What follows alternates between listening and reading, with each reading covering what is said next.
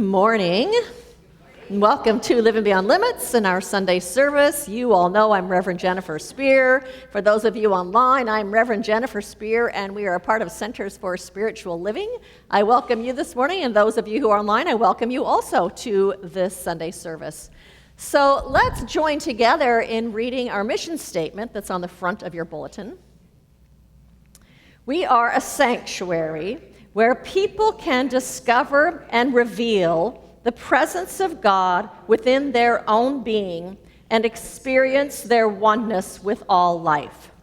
Through the realization of this inner presence of love and peace, we give way to the evolutionary impulse of the divine and become a beneficial presence in the world. That's what's happening here at Living Beyond Limits as we are taking the opportunity through the music and through the talk and through the fellowship and through the readings and all of it to move back into that place within us that knows, yes, indeed, we are at our core spiritual beings. That not just is nature that we can see out there, an expression of the divine, but that we also are an individualized expression of that one presence, that one power, that one life, that one beingness of the universe. And if that is what we are at our very essence, that then means that all of those qualities and characteristics that are true of spirit, which means the qualities like peace and love and wholeness and abundance and joy, all of those things then are innate to our own beingness. So when we find ourselves out in the world and the world is not being loving or kind or generous or caring, we can be the ones that choose to do something different. We can be the ones that tap into our own spirit, into our own essence, and bring those things, peace and love and compassion, the things we just sang about, into this world. And as we do that, we act as a healing presence, we act as a beneficial presence, and we change the things around us. And you all know we have talked about when someone does something kind for another person, the person who is affected most is not the person who received the kindness. It's not the person who gave the kindness. The person that is affected the most is the person that witnesses that kindness done. So as we go out into the world differently, as a presence of love and compassion and generosity and care, we model that for humanity. And because everything is connected to everyone else, not just the people that witness it does it affect, but it affects the whole. And so I say thank you to every one of you for heeding the call of your own spirit to be walking this path and to be being a beneficial presence in this world. Thank you for that. So at the end of June, we went to El Dorado Park Nature Center and did some forest bathing. And if you don't know what forest bathing is, it's really about taking a time out. We took time out just to stop, to sit in front of a lake, to notice the different textures of the bark of the trees and to touch that and see what it felt like, and to notice all the different shapes and textures of leaves, and to slow down and breathe, and to watch the caterpillar crawl across the path, and just to really slow down so that we could be nurtured by nature. And everyone that was there talked about how much they needed that. And I call that, it was like taking a soul breath, such a relief. And so people talked about how much they needed to unplug from the world, how much they needed to unplug from their busyness, and just to be for a little while, so that nature could restore them, because that's what nature does. It restores us without our even trying. And then a few weeks ago, we went on a retreat, and it was the same kind of thing, unplugging and allowing ourselves to be restored simply because we had unplugged and slowed down and did some of those activities that feel like we're taking a soul breath. And so my question to you is, whether you went to either one of those, how are you doing right now about taking those kind of Sabbath breaks and getting filled back up and being restored? Are you doing well? Or you just kind of got back into the busyness of life again? You know, as human beings, we need to have a respite. We need to have a respite from all that we're doing and all of our responsibilities so that we can just be. But I know what happens so much of the time instead is we just get caught up in the busyness of our lives and all the responsibilities and working and the projects that we have to complete or taking care of kids or doing whatever it is that you're doing, that somehow we just don't find enough time to actually pause and to stop and to just be for a little while. And when we don't take that time, what happens then is we start feeling overwhelmed and drained. And if that weren't enough that we go at this pace, go, go, go, go, go, then on top of that, there is worry and concern and stuff about whatever the stressors are that are happening in our own individual lives and whatever's going on in the world. It's like we carry that, and what happens then is that kind of continues to be playing in the background while we're doing whatever we're doing, and then life feels even just a little bit heavier. And maybe you're like me, that you actually don't take enough time to stop and rest because there's something inside of you that says you have to be productive. And if you're not being productive, then you're lazy. You're lazy or that you're wasting time. And then, of course, we're in this electronic age with emails and text messages and phone calls and a 24-hour news cycle that it's like we are available to the world all of the time. We never step out of that. And so anyway, all of that put together can just feel overwhelming. It can feel a little bit exhausting. It can end up leaving us feel like we're just a little bit off kilter. And so there's a story that I'd like to share with you. It's called The American Dream. It says an American businessman was standing at a pier of a small coastal Mexican village when a small boat with just one fisherman docked. Inside the small boat were several large yellowfin tuna. The American man complimented the Mexican man on the quality of his fish. "How long did it take you to catch them?" the American asked. "Only a little while," the Mexican replied. "Well, why don't you stay out longer and catch more fish then?" the American said. "I have enough to support my family's immediate needs," the man said. "But," the American said, "what do you do with the rest of your time?" The Mexican fisherman said, "I sleep late, I fish a little, play with my children, take a siesta with my wife, stroll into the village each evening where I sip wine and play guitar with my amigos. I have a full and busy life, senor." The American scoffed. "I am a Harvard MBA and could help you. You should spend more time fishing, and with the proceeds, you could buy a bigger boat. And with the proceeds from the bigger boat, you could buy several boats. Eventually, you would have a fleet of fishing boats. Instead of selling your catch to a middleman, you could sell directly to the consumers, eventually opening even your own factory. You would control the product, the processing, and the distribution. You would need to leave this small coastal village and move to Mexico City, then LA, and eventually to New York City, where you could run your expanding enterprise." The Mexican fisherman asked, "But, senor, how long will that take?" To which the American replied, 15 or 20 years. "But what then, senor?" The American laughed and said, "That's the best part. When the time is right, you would announce an IPO, an initial public offering, and sell your company stock to the public and become very rich. You would make millions." "Millions, senor? Why?"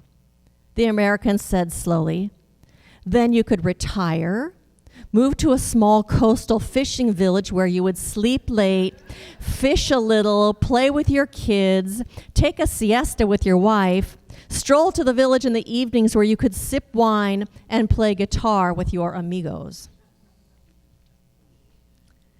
We are so busy and moving at such a pace and trying to accomplish so much. That's that American dream Protestant work ethic. But you know what? Not only do we need respite from our responsibilities, we also need time to recharge, to just be, to connect with the deepest part of ourselves and with our own spirit and our own beingness. And so the title of my talk today is Soulful Rest. And I'm talking about that in order to live with a sense of well-being. In order to flourish and to thrive, we need to take time to rest and to renew and to fill back up. We need to take time to be with ourselves and with our own spirit. And we call that Sabbath time. We need to have Sabbath time in our lives. And so Wayne Muller wrote this book, Sabbath, Restoring the Sacred Rhythm of Rest. And he says, one of the things he says in this book is, while our speed may keep us safe, it also keeps us malnourished. You know, we need that Sabbath time to unplug and to rest. We need time for our souls to catch up with us. We need time for our souls to be nurtured and to be filled up. And so Muller says in this book,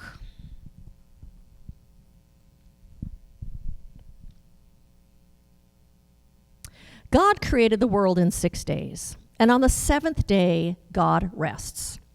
But a closer reading of Genesis reveals that the Sabbath was not simply a day off. It says on the seventh day, God finished God's work. How can this be? Wasn't the seventh day when God, exhausted, took time off and rested, satisfied with the laborious work of creation? The ancient rabbis teach that on the seventh day, God created manuha, tranquility, serenity, peace, repose, rest in the deepest possible sense of fertile healing wellness. Until the Sabbath, creation was unfinished. Only after the birth of Manuha, only with tranquility and rest was the circle of creation made full and complete.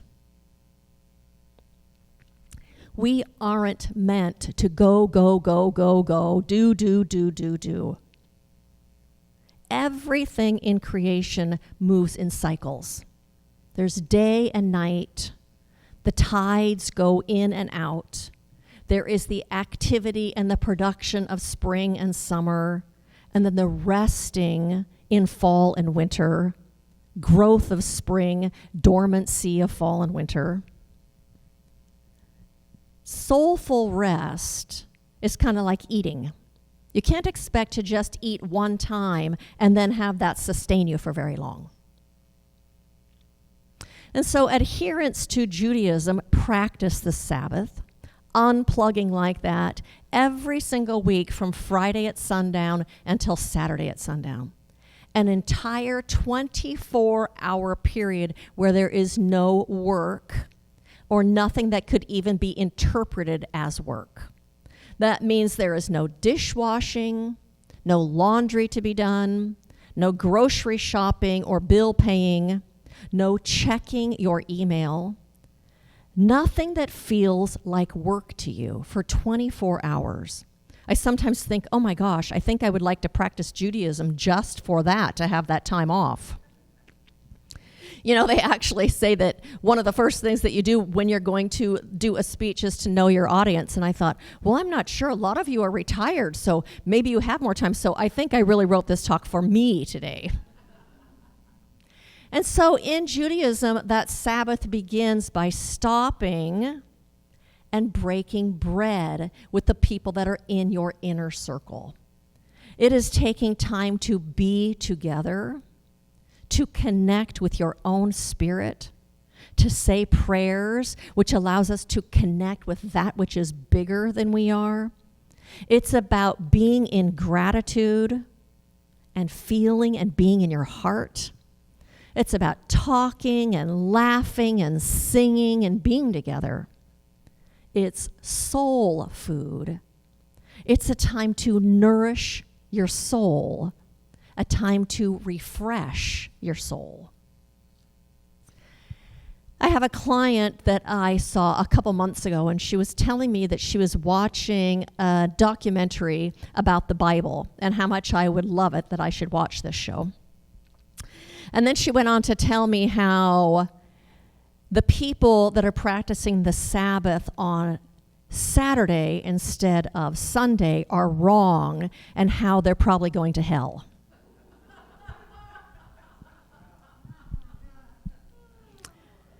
You know, I had a little conversation with her that I don't think it's really about the letter of the law. I think it's about the spirit of the law. It's about us taking Sabbath time.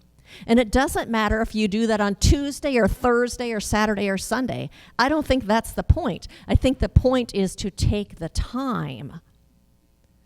Because Sabbath isn't for God.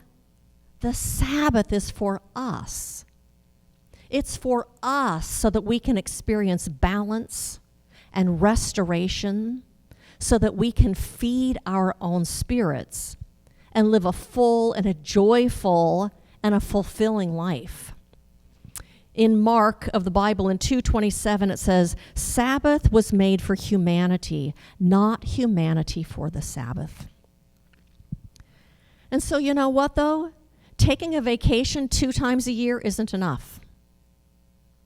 Scrolling on your phone or playing games on your computer or watching TV aren't enough. Those things, yes, they allow your body to rest, but they don't nurture your soul. They don't feed you. They don't cause your soul to feel soothed. And so I have a question for you. What in particular is it that soothes your soul? Can you think of some things that soothe your soul? Would you be willing to share them with us? Tell us. Oh, sitting in the backyard and watching nature. Pat? Taking a bath for hours. That's nice. Gamal? Oh, writing poetry. Nice. Sharon? Reading. Anything in particular or just reading? Nice.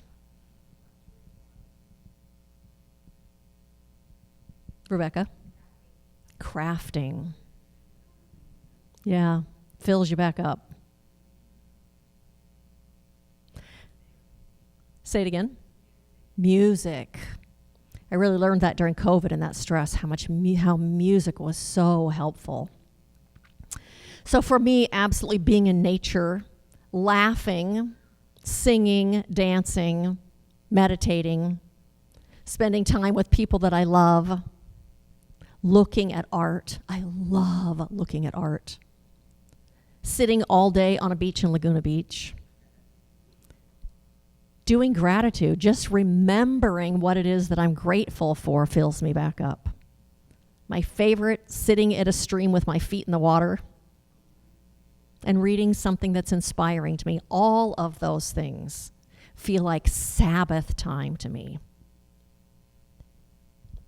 Muller in his book also said, creation then is an ongoing story of new beginnings, opportunities to begin again and again. God began to create and is still creating. Nothing is finished. Creation continues to arise out of emptiness, take form, and dissolve over time, dust to dust, returning to emptiness. All life arises and falls away in this beautiful, fruitful rhythm. In the book of Exodus, we read, in 6 days God made heaven and earth, and then on the 7th day God rested and was refreshed. Here the word refreshed, vinephesh, literally means, and God exhaled. The creation of the world was like this life-quickening inhale, and the Sabbath is the exhale. Thus, in the beginning, all creation moves with the rhythm of the inhale and the exhale. Without the Sabbath exhale, the life-giving inhale is impossible.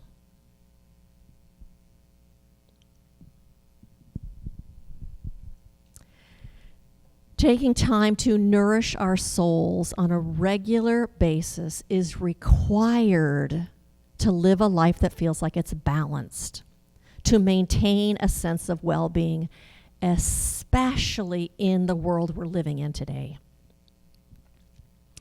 One of the things that I've read this book many times. I love this book. But one of the things that really spoke to me this time in reading it, he says, in Sabbath time, we take our hands off the plow and allow God and the earth to take care of what is needed.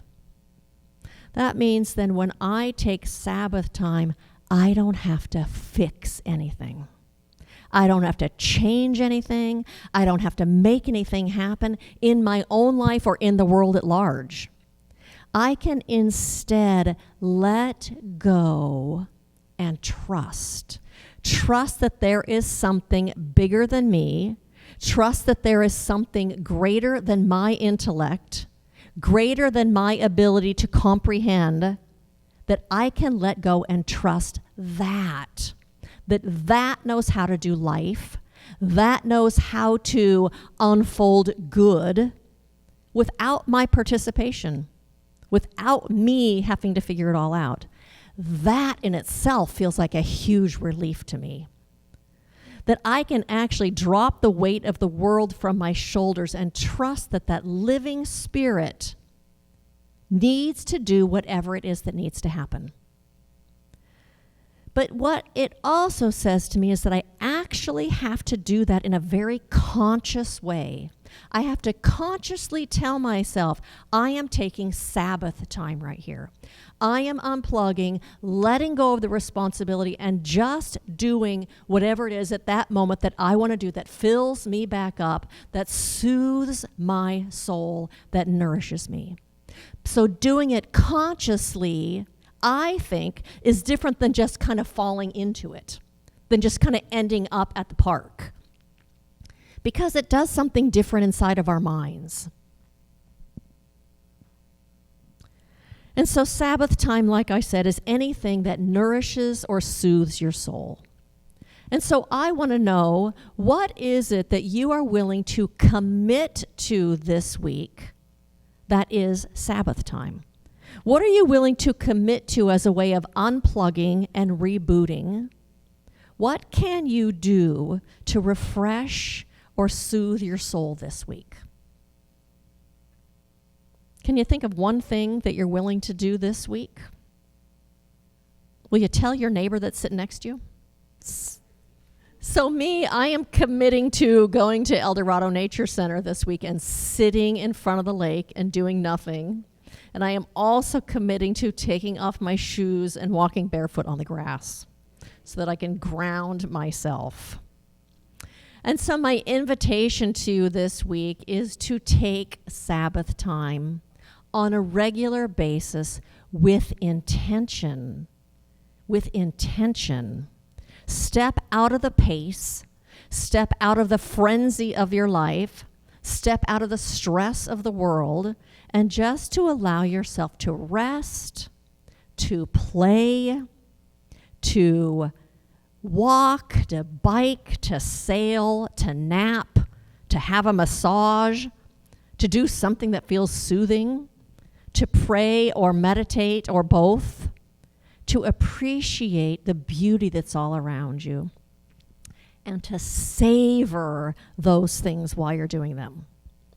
And as a result, you'll be living your life with greater peace and a greater sense of well-being, with more balance and more ease and greater joy. And so blessings to you on this path, and blessings to you of bringing Sabbath time into your life on a regular basis.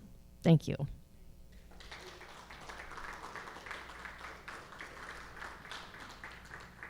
And so I invite you to join me as we turn our attention from this world of form and all of its craziness and turn our attention to that which is greater, that which is bigger, to that presence, that essence, that life energy where there is no problem. There is only absolute intelligence. There is only solution, creativity, answers, a way forward, for we live in this presence, this essence of infinite potentiality. And so today, we simply heed the call of our own souls to take time out, to allow ourselves to rest in that which is so much bigger than any concern we have, that which is so much bigger than any problem we can name, that which is itself peace. That which is itself the very energy of love and good without bound, harmony and balance and joy and fulfillment, everything that we could ever need. And so I recognize right now that each and every one of us is being poured out a blessing, for it is life's nature to give. It is life's nature to unfold as the abundance of good that it is. And so today we receive that blessing simply by stopping and by recognizing it. And so we do open our hearts and our minds to the good that life is unfolding right now.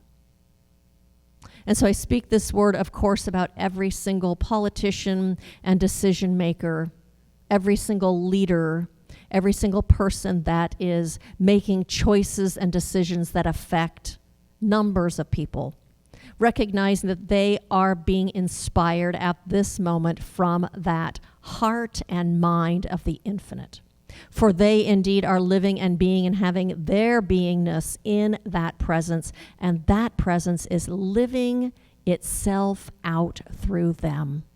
And so right now there is an inspiration happening, an upliftment happening, a bigger picture revealing itself, and that is the activity of spirit. There is something stirring within each person that is an awakening to something bigger. And so I know that love is having its way right now. That love is leading and guiding, nurturing and uplifting. Love is revealing itself in ways we can imagine and in ways we cannot.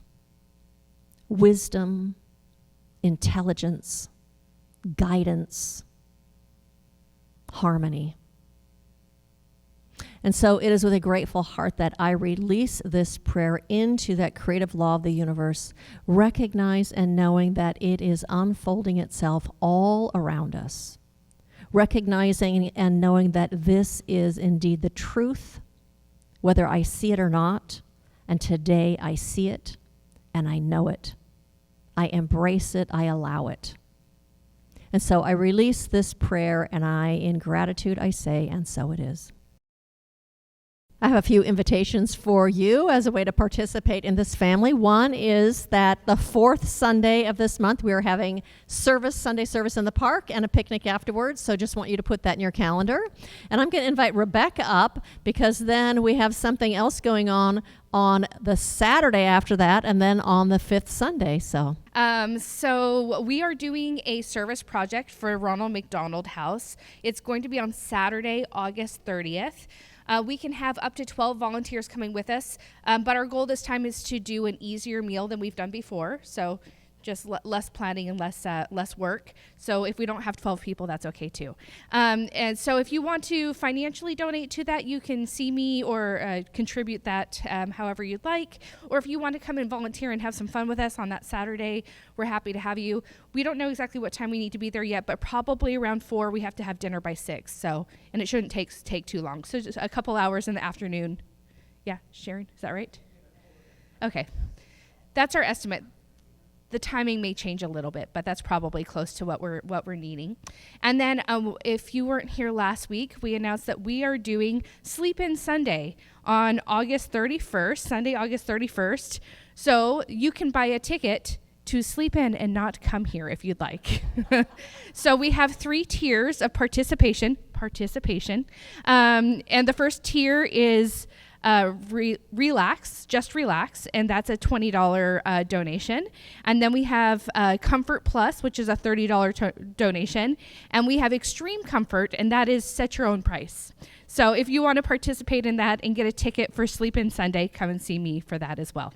So on fifth Sundays, we usually do an outreach, so we're doing it on Saturday instead, and so we don't have this facility on that Sunday. So really, I'll be totally honest with you, it's really so the minister still gets paid when we're not here. It's so we can bring in a little bit of income so the minister can still get paid that week is really what that's about. So I bought my ticket for $35 last weekend because I want the luxurious sleep-in Sunday. So if you'd like to participate, Rebecca is selling tickets today. Just to let you know, our talks are available on our YouTube channel. They are also available on our website, and the new talk each week gets posted on Tuesday.